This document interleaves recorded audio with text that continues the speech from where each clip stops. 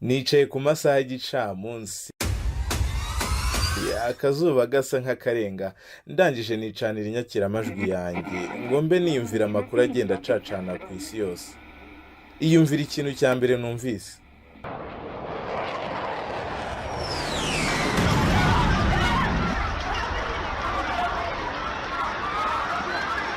Mu gace gato cyane gafite ubuso bungana na kilometero 360 square, kakaba gatuwe n'abantu bangana na miliyoni 2 gusa.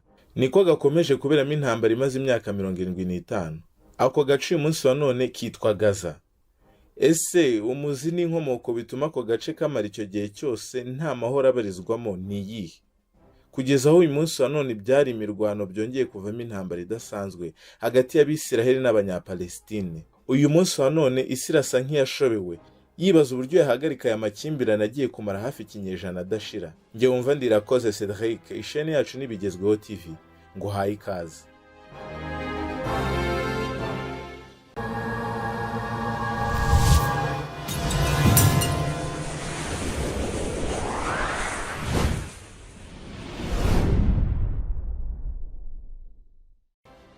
Abanyapalestine bangana n'ibihumbi 5,651. Imibare y'ababuriyemo ubuzima ni myinshi cyane kuko igisirikare cya Isiraheli giherutse gutanga imburo iburira Abanyapalestine baba mu mujyi kuhava bagahunga kuko hagiye kuba intambara. Isa nk'isubiza umutwe wa Hamas nayo yari imaze iminsi yigabyeho igitero kigahitana abarenga 1,400.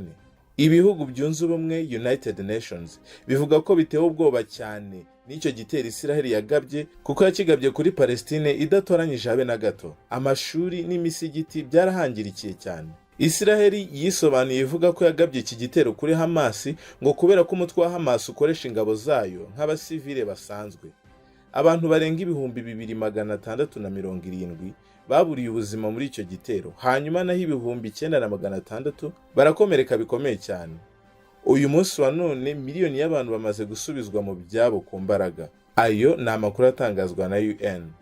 Ku itariki 7 Ukwakira 2023, zahirashe urufaya rw'amasasu rukomeye cyane ngo zarangiza zikanamena urukuta ruri ku mupaka wa Isiraheli, zikica abarenga 1,400 harimo abasivile n'abasirikare, bakanashimuta abarenga 150 harimo n'abana. Aya mayeri y'imirwanire Isiraheli yayaherukaga mu 1948 mu ntambara yabo n'Abarabu. Umwe mu bayobozi bakuru ba Hamas muri Libani yatangarije imwe muri televiziyo ikurikiranwa cyane mu Burusiya ko ngo icyo gitero bari bamaze imyaka 2 bagitegura. Iyi operasiyo bayise Al-Aqsa Storm. Umukuru wa Hamas yanavuze ko bari kubasubiza ku bitero Isiraheli yagabye ku bagore no gusenya imisigiti ya Al-Aqsa i Yerusalemu no kwigarurira Gaza. Nyuma y'uko indege za gisirikare za Isiraheli zisutse urufaya rumeze nk'imvura y'amasasu kuri Gaza, Hamas nayo yahise yisubiza igitaraganya ibisasu by'isuka umusubirizo ku kibuga cy'indege Ben Gurion, Tel Aviv, Bat Yam n'utundi duce two mu majyaruguru ya Isiraheli. Nyuma yo kugushotorana ku mpande zombi, Isiraheli mu kwisobanura yahise itangaza ko ifunguye byeruye intambara kuri Hamas n'abo mu idini ya Islam bose barwanira intambara ya jihad. Ku ikubitiro, Isiraheli yahise irekera gutanga byihuse amazi na petrol yaherezaga abaturage ba Gaza. Hagati y'itariki 7 na 12 Ukwakira, yarekuye ibisasu bigera ku 6,000 muri ako gace gatuwe cyane, bingana n'umubare w'indege z'intambara n'ubundi zari zashowe muri Gaza. Ibi byenda kumera neza nko muri 2014 ubwo habagaho amakimbirane yamaze iminsi 50 gusa. Umwe mu baganga b'Abanyapalestine yavuze ko 30 kugeza kuri 40 by'abakomerekeye muri ibyo bitero bari abana. Uyu munsi wa none ubutabazi muri Gaza bukomeje kuba ihurizo rikomeye, ari nako inzara yiyongera muri ako gace. Aka gace gatuwe cyane ku isi gasa n'agafashe ku mupaka w'uburengerazuba bwa Misiri, ariko umupaka nawe mu 2007 nibwo waje gufungwa ubwo Hamas yafataga ubutegetsi. Imiryango iharanira uburenganzira bwa muntu yaburiye Isiraheli ku byaha by'intambara iri gukora muri Gaza, banayisaba guhita ifungura imipaka yayo kubera ko ibitero bigabwa byose ari ibyaha by'intambara ku basivile babigenderamo, kandi ayo makimbirane y'ibihugu byombi atabareba. Nyuma y'igihe kitari gito hari kuba intambara muri Ukraine n'Uburusiya, ubu uyu munsi wa none isi yose hanze amaso Isiraheli. Minisitiri w'ububanyi n'amahanga bwa Misiri Sameh Shoukry yagerageje gutanga ubufasha, ariko kubera indege z'intambara, indege z'ubutabazi zibura aho zinyura. siwe gusa wagerageje gutanga indege z'ubutabazi, kuko Jordani, Turukiya, Leta Zunze Ubumwe z'Abarabu, ishami ry'umuryango w'abibumbye ryita ku buzima World Health Organization na Croix Rouge bose bagejeje indege zabo mu Misiri, ariko Misiri na bugingo n'ubu yabuze uburyo zigeza muri Gaza kubera ko imipaka yose ifunze. Ese ubundi Hamas ni iki? Ikora ite? Yavutse ite? Abayibarizwamo bakora bate? Hamas ni umutwe ushingiye ku idini rya Islam ufite n'igisirikare cyawo cyashinzwe mu 1987. Icyo gisirikare cyakomokaga kuri ba sogokuruza babo b'Abisilamu n'ubundi nabo bitwaga Sunni mu hasaga 1920. Iri tsinda kimwe n'indi mitwe myinshi muri Palestine n'imitwe ya politike bashimangira ko Israel ari igihugu gifite ubutegetsi kandi kiri kugerageza gufata uturere twa Palestine. Uyu mutwe wa Hamas wahereye kera wanga kugirana imishyikirano n'igihugu cya Israel. Mu 1993 yamaganiye kuri amasezerano ya Oslo. Aya akaba yari amasezerano y'amahoro hagati ya Israel n'umuryango urwanira ubwigenge bwa Palestine. Ariko n'ubundi byaje kurangira umuryango ureka gukomeza guhangana na Israel kugira ngo bagarure amasezerano y'ubwigenge hagati y'ibi bihugu byigenga. Uyu mutwe uvuga ko intambara ari uburyo bwiza bwo gusimbura ubutegetsi buriho ngo kuko bunaniwe cyane, ngo kandi nta nubwo ujya wibagirwa ibikorwa byinshi by'amahoro Israel yananiwe. Uyu munsi wa none perezida wa Palestine yitwa Mahmoud Abbas.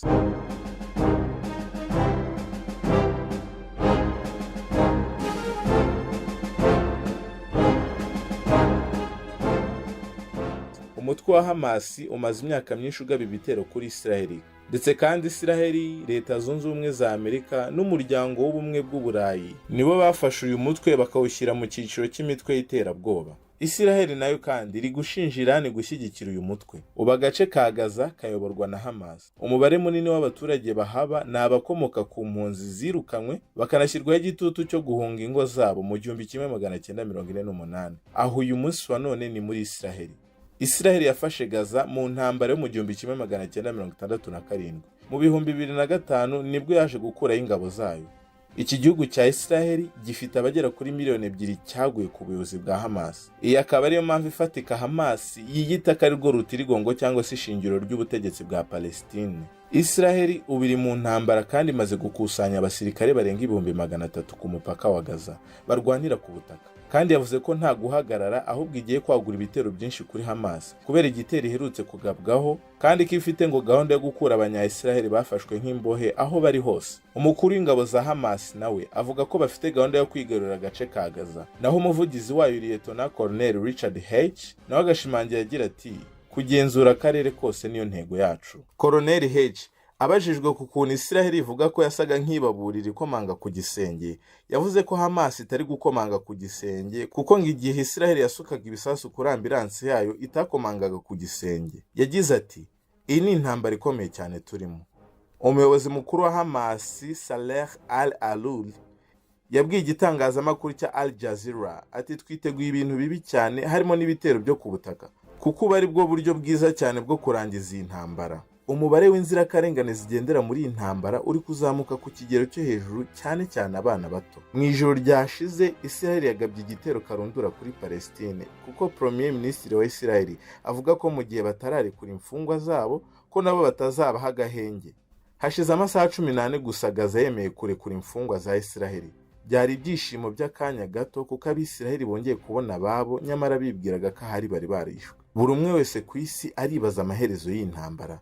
Gusa mu by'ukuri intambara iteje inkeke n'impagarara isi yose. Kugeza n'ubu nubwo imfungwa zarekuwe, Palestine ivuga ko Israel ikomeje kugaba ibitero mu bice bitandukanye. Mu masaha make cyane aciyeho, Israel igabye igitero ku bitaro bya Al-Quds. Ibi bikaba byanahungabanije cyane bikomeye abanya-Palestine bari guhunga ibice byibasiwe n'intambara. Ibi byose kandi byabaye mu gihe Premier Ministre wa Israel Bwana Benjamin Netanyahu yanze ubusabe bwo kuba yahagarika ibyo bitero. Abahanga mu gusesengura bavuga ko Israel itari kubasha gutandukanya abasivile n'abasirikare. Ibyo bigatuma inzirakarengane nyinshi zibigenderamo. Kugeza ubu abakozi bagera kuri 64 b'ishami ry'umuryango w'abibumbye ryita ku mpunzi z'abanya-Palestine bamaze kwicwa mu gace ka Gaza. Igitero Israel yagabye mu ijoro ryashize cyahitanye abagera kuri 40. Inarasinzi y'umuyobozi mukuru wa Hamas Saleh al-Alul muri West Bank. Si ibyo gusa kuko amakuru aturuka muri Gaza avuga ko ibitero by'indege bya Isiraheli byibasiriye ububiko bw'ibiribwa n'ibikoresho abaturage bakoresha mu gucana umuriro no guteka ibyo kurya mu gace ka Tal al-Hawa. Muri Isiraheli kandi hakomeje kubera imyigaragambyo ikomeye cyane, nk'uko hari amashusho akomeje gusakara ku mbuga nkoranyambaga, abaturage barwana na polisi nk'ikimenyetso cyo kugaragaza ko badashyigikiye habe na gato igihugu cyabo. Ingabo za Isiraheli zafashe abanyapalestine 60 hirya no hino muri West Bank, nk'uko byatangajwe na komisiyo y'imfungwa n'umuryango w'imfungwa za Palestine.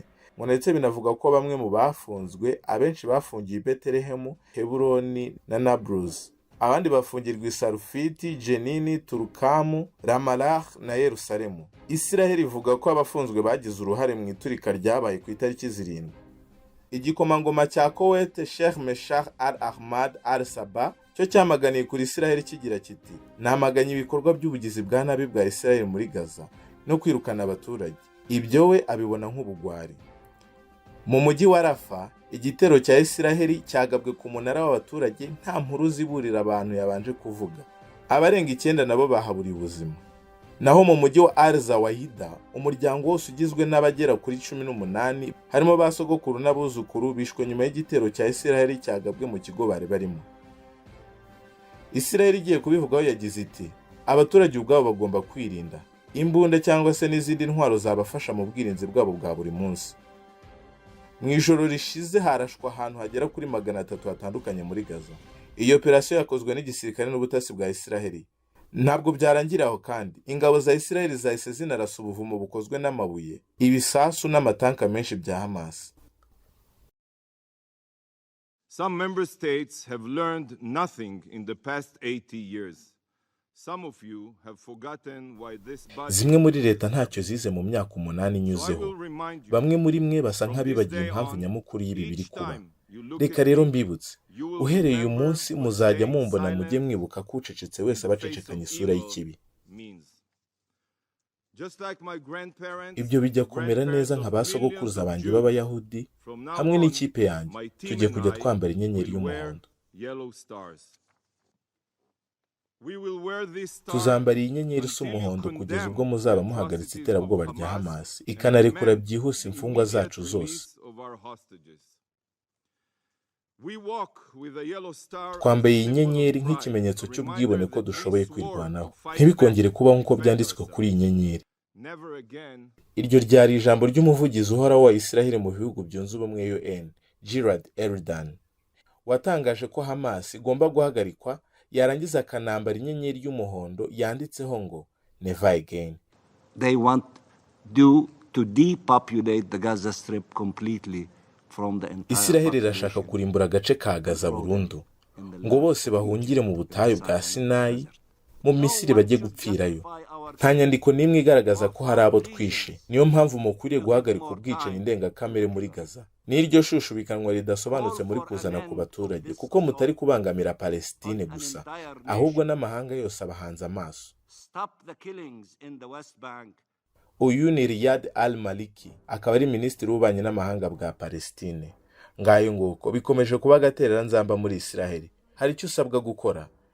Amasengesho akomeye yawe hari icyo yakora ku bizera Imana. Bavuga ko nta wahosha iyi ntambara imaze imyaka n'imyaniko uretse Rugira wenyine. Wakoze gutangirana nanjye tukaba tujyanye ku musozo. Nari Irakoze Cedric. Nkibutsa gukora subscribe ku isheni yacu ariyo Bigezweho TV. Unasangize bagenzi bawe ibiganiro byacu. Niba ugize igitekerezo cyangwa inyunganizi, nyandikira muri comments. Imana ibarinde.